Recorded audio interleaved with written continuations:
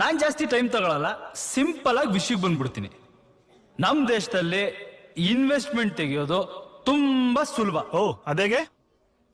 ನಮ್ಮ ದೇಶದ ಪಾಪ್ಯುಲೇಷನ್ ಎಷ್ಟು? 120 ಕೋಟಿ. ಒಬ್ಬೊಬ್ಬರ ಹತ್ರ ಒಂದೊಂದು ರೂಪಾಯಿ ಹೆಂಗಾರು ಕಿತ್ಕೊಂಡ್ಬಿಟ್ರು 120 ಕೋಟಿ ಇನ್ವೆಸ್ಟ್ಮೆಂಟ್ ಆಯ್ತು. ಅದಕ್ಕಿಂತ ಇನ್ವೆಸ್ಟ್ಮೆಂಟ್ ಬೇಕಾ? ಗುಗ್ಲಿ ಮಾಸ್ಟರು ರಾಕಿ ಬಾಯ್ ನಮ್ಮ ಎಸ್ ಸರ್ ಈಗ ಒಂದು ಡೈಲಾಗ್ ಹೊಡೆದ್ರು.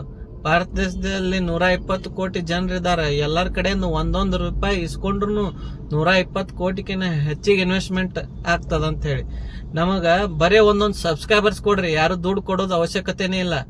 ನಿಮ್ಮ ಒಂದು ಸಬ್ಸ್ಕ್ರೈಬ್ ನಮ್ಮ ಕೋಟಿ ಸಮಾನ. ಹಂಗಂತೇಳಿ ನಾವು ಎಲ್ಲರ ಕಡೆಯಿಂದ ವಿನಂತಿ ಮಾಡ್ಕೋತೀವಿ. ಯಾರು ಈ ವಿಡಿಯೋ ನೋಡಕತ್ತೀರಿ ಫಟ್ ಸಬ್ಸ್ಕ್ರೈಬ್ ಮಾಡ್ರಿ. ಅದ್ರಾಗ ನಮ್ಮ ಕರ್ನಾಟಕ ಜನರು 7 ಕೋಟಿ ಅದಾರ. ನೀವು ಒಂದೊಂದು ಸಬ್ಸ್ಕ್ರೈಬ್ ಕೊಟ್ರು 7 ಕೋಟಿಗಿನ ಹೆಚ್ಚಿಗೆ ಸಬ್ಸ್ಕ್ರೈಬರ್ಸ್ ಆತಾರ.